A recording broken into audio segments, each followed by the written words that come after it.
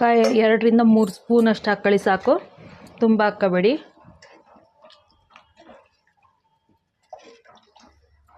ಇದು ನೋಡಿ ಚೆನ್ನಾಗಿ ಕುದೀತಾ ಇದೆ, ಮಾಡ್ತಾ ಇದೆ.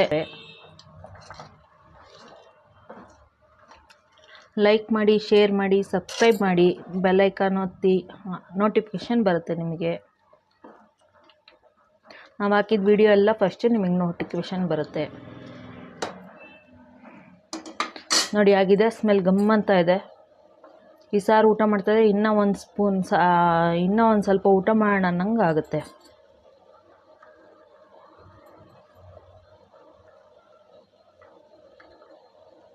ನೋಡಿ ಆಯಿತು. ಇದಕ್ಕೆ ಮೇನ್ ಪಾಯಿಂಟ್ ಬೇಕಾರೋದು ನಿಂಬೆಹಣ್ಣು ರಸ ತೆಗೆದಿಟ್ಕೊಂಡಿದ್ದೀನಿ, ಹಾಕ್ಬಿಡ್ತೀನಿ. ಹಾಕಿ ಕಾಯಿ ಆಡ್ಬಿಟ್ಟು ಮುಚ್ಚಿಬಿಡೋಣ.